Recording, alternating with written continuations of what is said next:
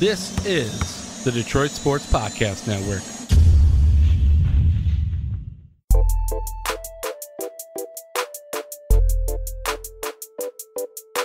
I feel like it's been a lot longer than normal. How early did we record last week, Stroz? I think we did it on... It was Wednesday. We did it on a Tuesday or a Wednesday. Tuesday? I just feel like I haven't talked to you in so long. It's been a minute. It feels like normally There's been so much that's happened in this time. That is fair. A lot has happened, and we're going to get to a lot of it. I'm number one, well, kind of, at something. We're going to get into that in the middle. And Stroh says COVID is a good thing for Michigan, not the state, but the football team. But talk about a lot of things have happened. Thank God they did. Matt Patricia, Bob Quinn, both gone. I got to be honest with you, Strohs. I was concerned when they weren't gone on Friday. Me too. I thought I was fairly adamant, and we said it on the last podcast. I thought if they lost on Thanksgiving, after getting embarrassed by the Panthers, I thought it was over. And I meant in season. But when they weren't gone on Friday, I started to get a little bit of nerves. And it's worth mentioning, the Lions have only ever once before fired a coach in the middle of the season. They had an 0-16 season, and they didn't fire that coach in the middle. Steve Mariucci is the only coach that's ever been fired in the middle of the season by the Lions prior to Matt Patricia. So I think that begs the question. Nobody trusts the Fords, rightly so, but it's not fair to lump them all in together. So what I got to ask is, when you see the Lions pull the trigger in the middle of the season, and not just firing Matt Patricia, like that's key here. Firing Matt Patricia and Bob Quinn, longtime Detroit radio host Terry Foster was tweeting, I want to say on Thanksgiving, that from what he was hearing, Bob Quinn was still going to be here, but Matt Patricia was gone. That scared people. Do you have more faith in the latest of the Ford family to run the team, to get things right? No, because of what you just said. They tried so hard to keep Bob Quinn here and just fire Matt Patricia. What? Wait, Stroz, you live in this world where you get information? Do you have sources telling you they want to keep Quinn? Said that in her press conference. The reason it took so long was because they were trying to figure out if Bob Quinn was going to stay on. And the answer was no. They wanted to keep Bob Quinn on. I think what happened, look, this is purely conjecture on my part. This is how I think it went down. All you do. I think Sheila Hamp went to Bob Quinn and said, hey, look, we're making a change at head coach. You need to fire Matt. And he was like, yeah, I don't think so. Oh, and she was like, odd. You can go. And he was like, well, then I will leave. And I'm almost positive that's how it went down. You think Bob Quinn lost his job because he wasn't willing to fire his buddy? So what do you think? What do you think led to Bob Quinn getting dismissed after they wanted to try to keep him? They decided it wasn't working. Tweets. Sheila Hamp herself came out and said, hey, the reason this took so long was because we were trying to figure out what was going to happen with Bob. What I saw was that 2 weeks ago they were in the belief that they were fighting for a playoff team. And I'll admit, I'm not sitting here watching a whole Sheila Ford press conference. But from what I understand and from what I've read, they felt like the Lions were still fighting for a playoff spot 2 weeks ago, which was their stated goal, was that they needed to play meaningful December football games. And they felt like it was still possible. And then the Lions lost 2 games, and they no longer felt that the playoffs were possible, and both guys got fired. They were embarrassed in back-to-back games. The Panthers game was absolutely embarrassing, and then what happened with your Houston Texans was unreal. So unreal that Detroit fans were buying and sending money to Deshaun Watson's charity, which I think is great. Good on Detroit fans. But that's absolutely nuts. But like, that's what changed, Stroz. What changed is they thought that this was a team going to play meaningful December games, and then they didn't. Right, but here's the thing. This is what I'm getting from you, okay? What I'm saying is we were given a message at the start of the season. Yes. The message was if they don't play meaningful December games, they're gone. And then what changed was they weren't going to play meaningful December games. I don't know if you noticed, Stroz. It's December 3rd today as we record this. We're in December. And the Ford family has recognized that they're not playing meaningful football games. So the word we got at the beginning of the year for expectations, it wasn't met. And what happened? Guys were fired. The difference is if they would have won that Thanksgiving Day game, Matt Patricia would still be here. Matt Patricia, Bob Quinn would still be here. Okay? I agree. They'd be playing meaningful December games. Exactly. So neither one of them would have got fired. Matt Patricia was getting fired because they lost that game. Bob Quinn, not so much. For some reason, something changed. Whether it was what Sheila was demanding or asking for, or whether it was what Bob Quinn was telling her. Something in the mix just didn't end up playing out right, and then Bob Quinn was then axed. And then what happened was you got your press announcement from the Lions that both Bob Quinn and Matt Patricia had both been relieved of their duties on Saturday. Something happened between Friday and between Saturday when the announcement came out with Bob Quinn. And that's where my point of conjecture is. That's what has me nervous about this regime. Sheila Hamp came out and she was the main reason that both these guys got to stay on this year. These guys could have been and should have been fired last year. No owner likes to pay guys for not doing their job. So we both agreed, look, I thought they were coming back one more year. I thought for sure they had one more year. That didn't end up happening. All right? But Patricia was after Thanksgiving. Bob Quinn was basically hanging on to a floating door in the middle of the Atlantic Ocean, just trying to stay alive here. And then all of a sudden, something happened between Friday night and Saturday afternoon. And that's what has me nervous about this. I just don't follow where you're getting this timeline that you've created. I don't, like, no, she didn't say that Bob Quinn had a job on Friday. She said that the whole reason that they're doing it now. I just skimmed through again real quick, but I saw her answer when asked if they considered keeping one and letting the other go. Mm-hmm. She said we looked at it from all angles. Mm-hmm. That was why it took place on Saturday, not on Friday. We both thought that there should have been a dead man walking on Friday, right? But that doesn't say anything. That goes both ways. That means she could have considered firing Bob Quinn and keeping Matt Patricia. That's what they did with the last coach. It's true. I don't think that's. I don't have any proof. I just don't think, like, you're not acting on proof so much as you're acting on belief and narrative that you like to create. And I want to say something here. What I mean by that is you freak out over there, Stroz. What I mean by that is, like, you were adamant that Jim Caldwell was only here because the Fords wanted him. And, like, there's always a story. Everything, like, it's a conspiracy theory, basically. Like, some people are drawn to conspiracy theories. And I don't know if you are drawn to conspiracy theories, but, like, it's the same idea. You're drawn to these cute little stories as to why things happen in sports. And I'm not saying you're never right. In fact, I'll go out and say you probably are right sometimes. But, not everything is a cute little story as to why things happen the way they do. Maybe they were fired on Saturday instead of Friday because they wanted to take an extra day to figure things out. There was no rush. They didn't play again till the following Sunday. Like, I don't think it's always that big. I think you're being a little bit naive, but that's fine. You always think we can agree to disagree on basically the timeline and why it happened. My whole thing is no, I don't have any more faith in this organization. I'm ecstatic that Sheila Hamp was able to fire these guys now, so that way they get a head start on looking for who the next general manager will be, so that guy can then make a decision on who the next coach will be. See, but I don't have any more faith because what should give me the warm fuzzy feeling that this time they're going to get it right. I don't think there's an owner in sports that gives you a warm fuzzy feeling that they're going to hire the right GM. Like, I think hiring the right GM is the hardest thing to do in sports. Yeah. Sure. So I mean, I'm not sitting here telling you. Let me ask you this. Do you think what Tom Gores has done with the Pistons recently has been good? I think we both agree that we've talked about that. I'm not saying you can't judge them. I'm just saying, like, the only time you feel warm and fuzzy about your owner is the one exception I would give you was baseball, where you could spend $1 billion. Like, you felt great about Mr. Ilitch because he spent so much damn money on his team. Like, he was overspending his market.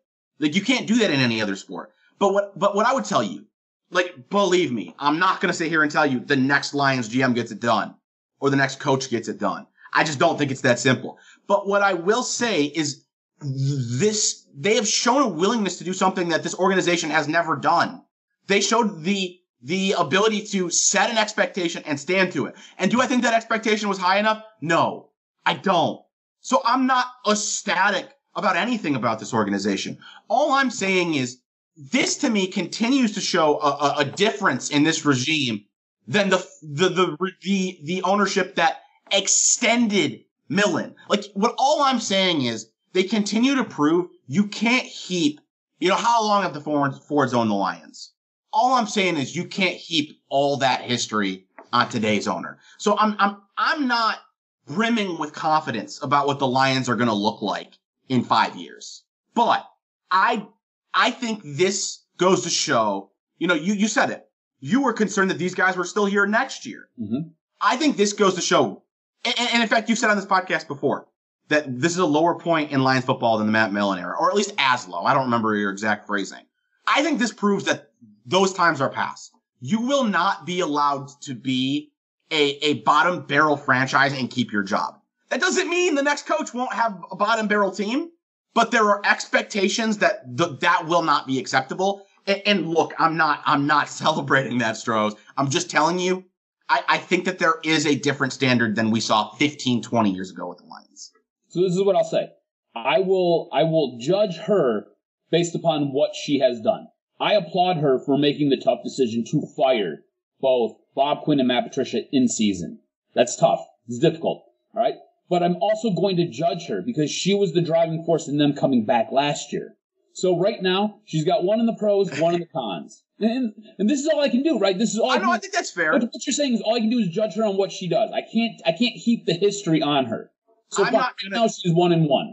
I'm not going to kill her as equally on bringing them back. While I think it's fair to criticize, I'm not going to kill her as significantly on bringing them back simply because you were without a quarterback for half the year last year. And the half of the season in which you had Matt Stafford, you weren't good enough, but it looked redeemable. So it doesn't meet my standards, and I do put it in the criticism column. It's just I'm not going to murder you for it. So, I mean, I don't think we're that far apart here on the future of the Lions. I don't think it's doom and gloom forever because the Fords own them, and I know that's a long talked about narrative in Detroit sports.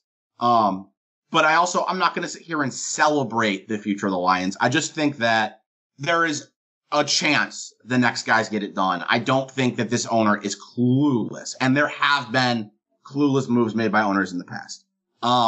Again, did you have anything you need to get to here? Yeah, I wanted to ask you. So a lot of things with this whole process after they've been fired, it's kind of following the coverage of it. I had a problem with some of the coverage and the way it was laid out. Everybody all of a sudden jumped to the conclusion of hiring the next head coach, and they seem to have forgotten about hiring a general manager. Well, how would you, I want to know, I'm asking you, how would you go about this, right? Would you look more towards your head coach, or would you look more towards your general manager? Well, so here's what I would say to you.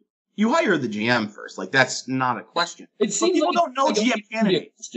But Michael Irvin was on a local radio show here in Detroit the other day, and he's like, no, I would do it like the 49ers did, go out, get my head coach, and then find somebody who he works well with, who understands what he needs. And that's fine. Michael Irvin can say whatever the hell he wants. Either. I don't subscribe to that theory. I think you go get GM, let your GM make I'm also not sure that that's accurate. They hired Kyle Shanahan before they hired is it John Lynch running their team? I didn't fact check him. The way I think it worked out is I think Kyle Shanahan was the guy that they had targeted, and they were like, hey, who would you want to work with? And Maybe it is. Honestly, I don't know. I'm not super familiar with San Francisco 49ers football and how they run their ship.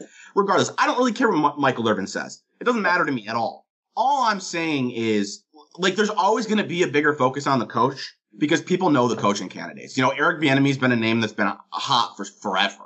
Robert Saleh, the 49ers defensive coordinator, is a name that's popped up. Like, coaching candidates, you see them more in the day-to-day. Mm-hmm. I don't think the casual fan is even aware of the moves that their GM makes, right? Like, the person listening to this podcast or the people doing sports talk, they know who their GMs are, but even they don't really know who the up-and-coming GMs are. So I can't name a single person who might run the Lions franchise as a GM, but I could list off 10 possible coaches. Sure. So I think naturally you focus on the coaches more. Like, I can tell you I want Eric Bieniemy because I always want Andy Reid disciples. Like, if Eric Bieniemy doesn't work out, I'd fire him and hire the next Andy Reid disciple until you get the one that works. But I don't know who's going to run the team as a GM. Who's on your short list? So you mentioned Bieniemy's number one with a bullet. Right here, right now, I only have two, and it's the two I told you. It's Eric Bieniemy and Robert Saleh. Lincoln Riley's interesting, a name that's being floated in the NFL. But I think to get Lincoln Riley, you're going to have to sign a check that he can't turn down kind of deal. Mm-hmm. And I'm going to be honest, I don't see that happening. Those are my three. Yeah, I don't think he's realistic. In a different order, I have Bieniemy behind Saleh. I'd take Saleh over Bieniemy because I'm not 100% sure. Andy Reid's coaching trees. I get we talked about it, and you even sent me this long list. It's ridiculous. And just to give you, like, I don't know them off the top of my head. I know that John Harbaugh, Ravens coach, is one of them. Do you remember anyone else off the top of your head from that list? There's a couple Super Bowls. It was John Harbaugh. I think is Tomlin off that list? No. Tomlin was straight up through Pittsburgh. So John Harbaugh, number one. Doug Peterson, another Super Bowl winner. Ron Rivera, been there. Sean McDermott, Brad Childress. So it starts to get a little bit weaker the lower you go. Matt Nagy. But what I would say is there's not many coaching trees in the NFL that have the top of the list that Andy Reid does. But let's move on. Again, coming up in about 15 minutes or so, Stroz says COVID is a good thing for Michigan football. The best thing for Michigan football, actually. But Stroz, this topic could go anywhere because I can't wait for this topic. I had two really fun topics lined up for this middle segment today, and I let you pick which one you wanted to go with. And if you follow me on Twitter at @BrendonRiley_, I'm with the loads and loads of people sharing their Spotify Unwrapped stats. I don't really care if you don't care. If you don't care, I'm going to tell you about it anyways. Did you get my Instagram message I sent to you? Dude, minimum you're following 200 other people on Twitter. If you don't like my tweet, scroll to the next one. It disappears real quick. But some fun stats from Spotify. Every year they do it, at the end of the year, Stroz, that kind of your listening habits. Mm-hmm. And I predicted maybe 2 weeks ago who my top 5 would be. Let me pause you for one quick second. So, just so everybody's aware, when it comes to Spotify, I'm a bit of a dunce. It's like the one app I don't use, I don't subscribe to. When listening to music, no, not my thing. I have Pandora, I've got Amazon Music, I even listen to the app, I have the iHeart app, I've got other things. Spotify is not one that gets downloaded into my phone, nor that I use. So, when you were kind of telling me a little bit about this, a little bit of the analytics were lost to me because I'm like, I don't get it. Like, what is going on here? Like, I just because I'm not familiar with Spotify. So, but I don't really understand what knowing Spotify has to do with the analytics. Like, that blows me away. Like, I unwrapped my downloads or my listens, and I was like, oh, okay. I literally didn't say that. Hold on. Let me look at what I sent you. You're like, I'm the biggest this person listener to ever. There's I'm in the top 0.01%. Listen, this is the text I sent. Mm-hmm. I'm in the top 0.01% of time spent listening to Chance the Rapper on Spotify with 5K minutes, and he's all of my top 5 songs. Mm-hmm. What part of that, what word in that sentence is unique to Spotify? I just don't understand how they, I seriously, I knew what you were referencing because I follow you on Twitter and I follow you on Facebook. So I follow you all the time. So I know what you were referencing because I've been seeing this for 34 days now. I just don't understand necessarily, one, how they track it and why this is. What do you mean how they track it? It's 2020, Stroz. They track when you take a piss. You don't think they track what you're listening to on your phone? Well, I don't understand why it's the magnitude and the gravity of it is lost on me. So okay, that I get. So what you're telling me is that you are the ultimate Chance the Rapper listener, fan, whatever. Yeah, so I actually, when I was trying to scale it for you, because I do understand the magnitude part that you don't fully grasp that. So there are 283 million active Spotify users. That's according to Spotify. Okay. Do you understand what 0.01% is? I do. So that's what? 1 in 10,000 people. Yes, it's 1/10 of a percent. Yeah, so it's 1 in every 10,000 people. Mm-hmm. So among Spotify's 283 million users, 0.01% of them listen to Chance the Rapper more than me. And I want to say this. I want to estimate, or not estimate, but I'm going to guess that 0.01% is as low as they will go. They're not going to tell you if you're higher than that. So in reality, I might be higher on that list than that. This leads me to this question, right? Because I'll be honest with you. Chance the Rapper, I wouldn't even know he existed unless it was for, I think it was a Reese's or a Kit Kat commercial. And I was like, who's this guy? I don't listen to him. He does not make my list. He's not, I don't know. He's just not my thing. I listen to a lot of different music, a lot of different genres of it. I've even dabbled in country recently. You can thank my girl for that. What's that? It's gross, but okay. Yeah, it's weird. It's taken a little bit. It's not bad. It's different. But when it comes to rap and when it comes to hip hop, I think you and I might be on completely opposite ends of the spectrum, which is interesting to me because I'm not sure where Chance the Rapper falls on the spectrum because I, again, don't listen to him. So I'm going to tell you what I listen to, and you tell me if we're anywhere close, if we're in the ballpark. No, we're not going to be, but go ahead. When I work out, it's a lot of angry music, right? So it's a lot of DMX. Stroz. Stroz. Hold on. Stroz. Hold on. No. We need to stop there. New rap. I don't even need the artist. Let's stop at angry music, angry rap. Do you think I listen to angry rap? Look at this face. Do you think I listen to angry rap? No. Okay, move on. Okay. I listen to G-Eazy. I like him. Similar? No. I think I got a little bit of G-Eazy on my phone. Okay. J. Cole. So I've actually just really started to get into J. Cole. I listened to a little bit of J. Cole back in high school. But I'm just starting to really get into him. It's important to understand. Spotify also tells you how much you listen, right? Mm-hmm. So, prior to 2018, I had never spent more than 7,000 minutes on Spotify. And some of that's just because Spotify, like that was me finding Spotify, but a lot of it's because I didn't listen to music. Last year, I listened to 27,000 minutes of music on Spotify. This year, I listened to almost 31,000. So, like, I'm really discovering my music taste over the last couple of years. Okay. So J. Cole, I'm just really starting to get into J. Cole in the last couple of months. Okay, cool. I like that. I like that you're able to. I like that you're finding that you're learning about you. It's great. It's like I know for real. This is for real. So it's like the growth of you from when I first met you to now is just awesome. It's amazing. Well, and you didn't get to be real here. Like we didn't start doing the podcast until I had already really grown a lot. Mm-hmm. Like you unfortunately never got to meet. I mean, fortunately for me, unfortunately for you. You never got to meet the real child, Brendan Riley. The giant man baby. Exactly. I listened to a lot of Lupe Fiasco. I don't know. Lupe back in high school. I don't really know what he's done since. Okay. I don't know. After that, it's just kind of a lot It's closer than I thought it would be. Okay. Because I love Lupe Fiasco back in high school. On some of those artists that I named. So definitely not DMX category. So is he closer to? I have 1,100 songs saved on Spotify. I would say probably 950 of them are classified as rap. I don't think you could find 5 that would be classified as angry rap. There's probably 1 or 2. To be honest with you, the way I would label my taste in music is cheesy positive rap. Okay. Which to go deeper into that, a lot of times means white rappers. Not always. So my top 5 was Chance the Rapper, Kid Quill, white, Skizzy Mars, Macklemore, white, Mac Miller, white. I wouldn't call Mac Miller. I love Mac Miller, and I do like Macklemore.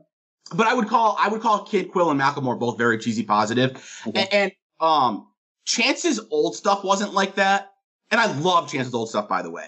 But his newest album, which is kind of when a lot of people ditched him, is the number one song I listen to is 5-Year Plan.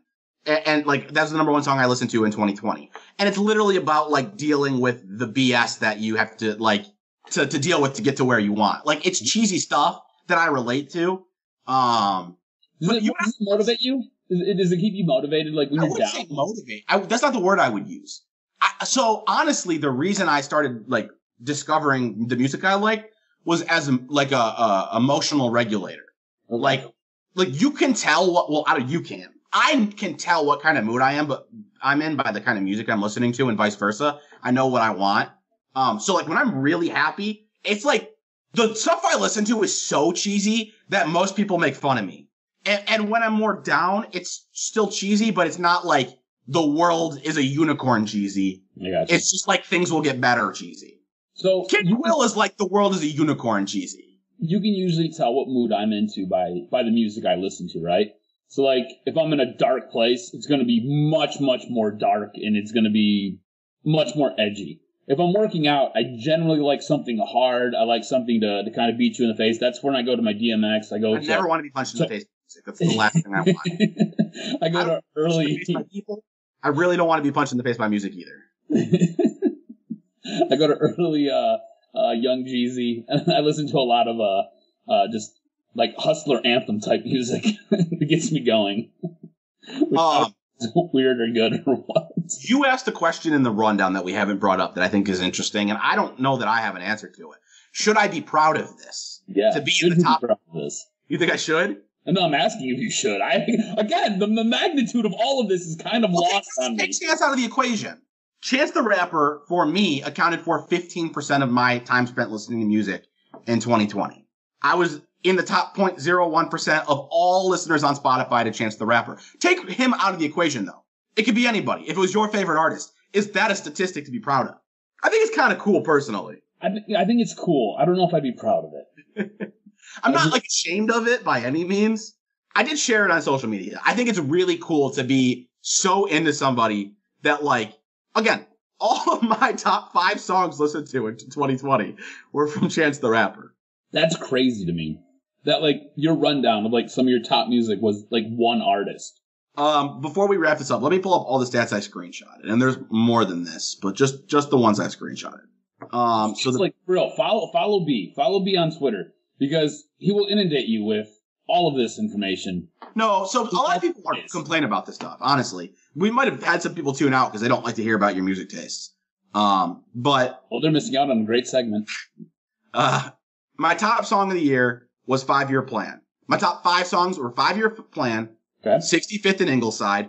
I'm going to give you like an idea of what they are. 65th and Ingleside is about when Chance was in a relationship, but living a single life, basically. This is what I want you to do too. When we're done, I want you to send me 5 or 7 songs to listen to, and I'm going to give you my taste. Yeah, well, yeah, because I want your taste. And I want to give him a legitimate shot here. Again, I don't listen to a lot of his music. He has come up on some of the stuff that I've listened to, and I'm just kind of like, all right. A lot of times I will just kind of fast forward through his stuff, and I won't give it a legit shot just because I don't think it's my taste. Third was Workout, which is like. The first line of the song was, today I missed my workout. Today I missed my workout, but it'll work out. Like, something like that. Like, the whole freaking thing is about, like, we're gonna be good. 4 was Sun Come Down. I'm not gonna get into that one. We Go High. Not gonna get into that one. I think, like, the titles tell you it's cheesy stuff. And I know it's cheesy stuff. But, it's not just music. It is very much a mood regulator for me. The face you're making right now is very uncomfortable. It's just because each week you come across as more and more wholesome when we do these shows. This middle segment was supposed to be the fun segment where Stroz derails us. It was the design of this show. But Stroz has turned it into B is the most wholesome character he's ever met. You are, though. Listen, Stroz, I'm not that wholesome. Look, I do bad things, okay? The moment you start smacking bitches on the ass and calling them names while you're balls deep in them, that's when we can talk to you. Until we get there, you, sir, are like a graham cracker. You are extra. Right, so you tell me why COVID is the best thing to happen to Michigan football. Oh my goodness. Thank goodness for COVID to save all of us from this Michigan football season. So here's the deal. It was late on Wednesday when Michigan announced that their game against Maryland this weekend's not taking place due to COVID issues. And earlier this week, they had to basically go through, they switched from doing on-field practices to strictly virtual practice sessions. Now, the whole thing with COVID is usually it's not a 1 week thing. A lot of times it impacts you for multiple weeks depending on when the COVID scare kind of hits.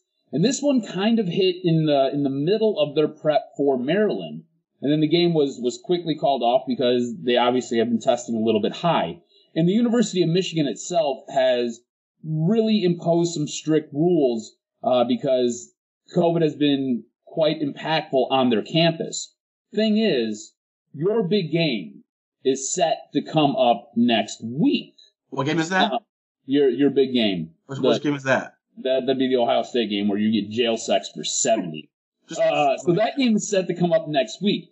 Now, again, with COVID, it sometimes isn't a week-long process. It is usually a 2-week process. There is the possibility that Michigan will not be able to play Ohio State. Now, the reason I say this is a good thing, Michigan's football team has been in utter disarray all year. It's not been a good season. You got challenged mightily by Rutgers, took you to 3 overtimes to scratch out a victory there. You just played a winless Penn State team, and they ended up beating you, and they popped their cherry for the year. You got jail sex by Wisconsin, all right? Here's the thing. This is the issue. There's multiple issues with this, okay? And this is why it could be a good thing for this program.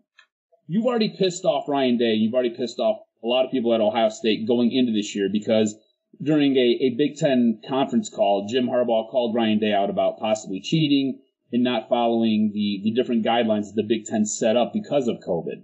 So you already pissed him off. He's already come out and talked about hanging 100 on you. I don't think 100 is legitimately physically feasible just because of the time constraints that the game has. But I do think 70 is very possible. And I think 70 is very likely. All right, so it could save you some embarrassment there. The other big overriding issue that we haven't really talked about, unless there's been something done in the background, Jim Harbaugh is on the last year of his contract. And with the way this football team has performed, look, if it was me, I would not be bringing him back, okay? If I'm Ward Manuel, he's not coming back next year. He looks completely lost. I pay a lot of attention to his post-game press conferences. He looks like he is totally beat down. He has that look when he was in San Francisco at the very, very end, and he's just kind of a mumbling daze.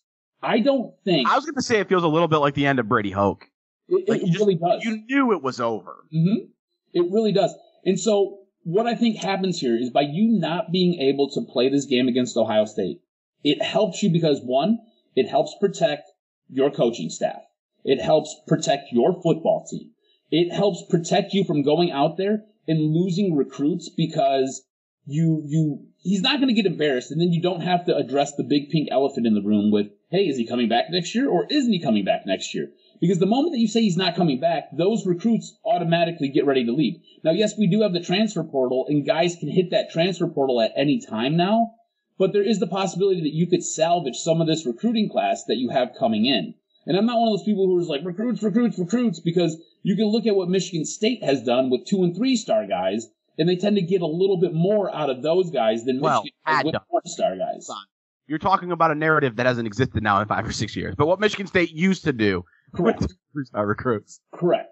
So I think having this COVID scare now, as bad as this sounds, I think helps protect and helps insulate the Michigan football team. Helps protect and insulate Jim Harbaugh, and it helps to keep you from going out there looking like a bunch of bumbling idiots. So the person that I believe it protects when it comes to Michigan is you, Stroz, the fan. Oh, the fan. I think it protects the. I want a 75 burger hung on them. I want them to lose so bad. Like, I don't want any reason agree with you that Harbaugh feels like a dead man walking. In which case, there's no need to go out and get smacked by Ohio State. But until it is done, like I felt that way about Patricia, right? Like I didn't necessarily know if he was going to get fired in season, but I felt relatively confident that he was going to get fired at the end of the year. That being said, until it happened, I rooted for the Panthers to embarrass the Lions. I rooted for the Texans to embarrass the Lions. So the only thing I would say is getting embarrassed by Ohio State only pushes Harbaugh out the door further. And I think we can both agree there is no world, not one, where Michigan beats Ohio State if they play that game. Yeah, there's no way. There's no way. I don't care if Tom Brady walks through the door and plays quarterback. We're not beating Ohio State. You're not. So I think it is the best thing for the Michigan fan who doesn't want to watch that embarrassment. I actually can't believe you said that you wanted Ohio State to destroy Michigan. Like I thought that was blasphemy for a Michigan fan. I'm over it, dude. I'm so far I'm just done with it. And here's the thing. This is what's really weird, and I don't think it gets talked about enough. Look at the way Jim Harbaugh came in as the head coach of the University of Michigan to where he's at now. There has been such a shift with him. with the way who he is. Yeah, it's crazy. Like, he has changed so much. He's not that guy anymore. And then, like, here's the thing. I don't know if, and this is a problem that I think the Lions had with Patricia, right? The Lions players. I don't know if these guys want to play for him or they want to get up for him. I don't see, and look, I know you're rolling your eyes a little bit, and I know they choose to come play for him. I get that.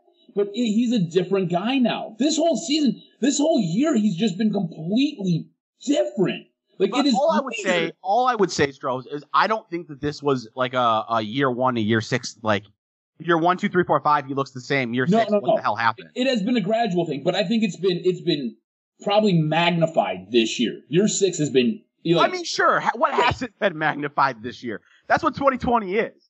I don't think it's fair to say guys don't want to play for him. I do think that he's a very, very different person today than the person he stepped on the campus to be. I don't know what the reason is. It does feel dead man walking. At the end of the day, whether or not they play another game this season probably doesn't matter. Mm-hmm. Jim Harbaugh is probably gone. I don't know good or bad. I want to present one thought to you that I think you're going to laugh out of the podcast, but I have to bring it up. It's fair, but I hate that Jim Harbaugh's Michigan legacy is going to be this. Because there were some fun times with Jim Harbaugh that I don't feel like. I know Brady Hoke had the Sugar Bowl, but even then it didn't feel the same. The first couple of years of Jim Harbaugh had some high moments. You went into an Ohio State game. You went into an overtime of an Ohio State game with a very real chance to go to a conference title game and possibly a national championship playoff appearance. And I know he didn't accomplish it, and I'm not saying he deserves credit for it because he didn't do it.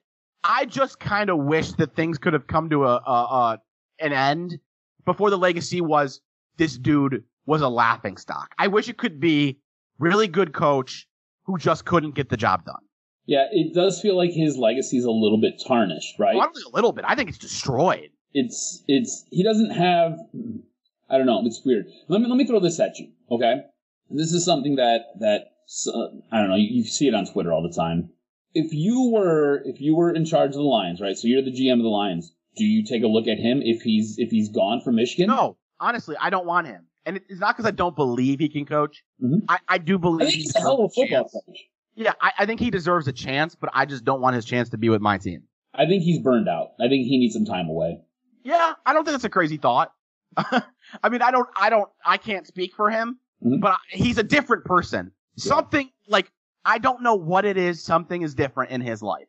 So I can understand the thought that he needs another year. But like, what I brought up, you didn't totally give me an answer. You just said his legacy was tarnished. Mm-hmm. There are coaches who fail who I still have respect for Jim Schwartz. I still have respect for Stan Van Gundy. I still have respect for Jim Harbaugh, but I think a lot of people don't. And I'm not going to criticize them for that. Like, that's what I'm saying is, I believe that it is fair for him to be looked at as a disaster at Michigan, and it sucks. I wish it wasn't. Here's the thing. I think he's a very good head coach. Will you root for him at his next job? That's basically what I'm asking. Yes. Because I rooted for I rooted for Jim Schwartz, still do, and I will root for Stan Van Gundy. Yep. I will absolutely root for Jim Harbaugh because there were some fun moments that he brought. I think he's a hell of a football coach. Looking at what he's done over the course of his career is absolutely amazing. The thing that I will not look at him the same as, I don't think he's a QB whisperer. I think clearly not on the level we thought. No. I think he's a very good X's and O's guy. I think he's a guy who, when he understands the tenor of the room, he does a really good job of pushing those buttons to motivate his players. I think he rides a lot of his guys extremely hard, and that's why he burns out, why he burns his players out. And I think that's part of the problem that he had in San Francisco. That's why I thought he'd be such a great success here in Michigan was basically it's limited. 3 years and you're going pro. See, and that was the narrative that I think is funny has changed. The narrative on Jim Harbaugh when he came to college football was he's more of a college football coach. And there's a lot of people now saying he's more of an NFL coach. And I think that's really funny. It's weird. So I guess all I want to do is to kind of tie a bow on that part of the conversation. Matt Patricia will not root for that guy anywhere. No. Ever. I could not care less.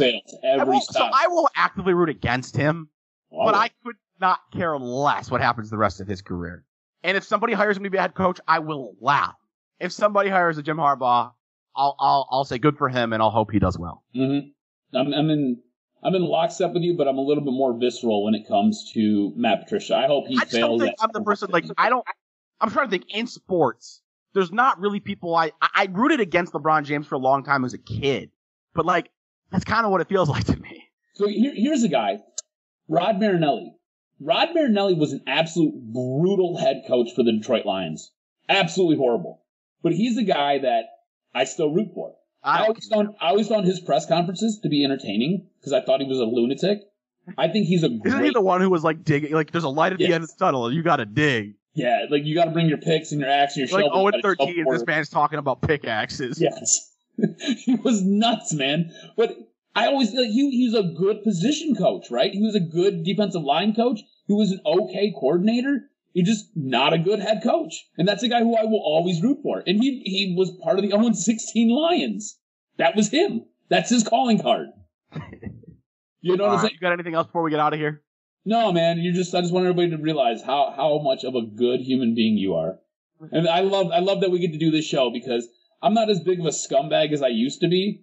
But, man. Is that why we go off the rails a little bit less? Like a dirt ball. Is you being less of a scumbag why we stay on track a little bit more now? Yeah, for sure. I feel like half the time we go off the rails, it's on me now, and that's not the design of this podcast. No, this podcast was... Well, yes, I think so. You know what? I think... So I went back and I listened to some of our older stuff. I was really unhappy in my life. Like, yeah, you've mentioned that before. Really unhappy. If you go back and you listen to, like, maybe not our last show before we took the break, but the show before it, just, like, listen to it. I just sound so miserable. And, like, I hate my job now, but in my, like, everyday life, it's not that bad. It's pretty good. And I think what happened was I brought that to what we did, and it just, I'm just going to derail this. And just, fuck it. Here we go. All right. In wrapping up, I want to make a request, and I'm going to make it directly because I know she listens. I hope you can tell me if this is not fair. It doesn't have to happen yet. I requested it probably 3 months ago. Mm-hmm. I feel like I've waited. We were just talking off recording about how you got to be persistent. You got to stay in people's ear. That's right. I would like to request a ranking of favorite segments of all time. Ooh, okay.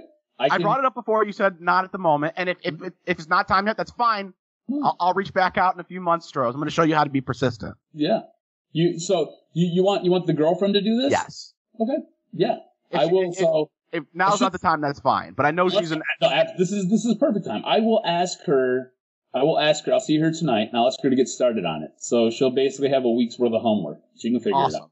And we will try to make that the middle segment next week. If we can't, we'll find somewhere else for it in the future.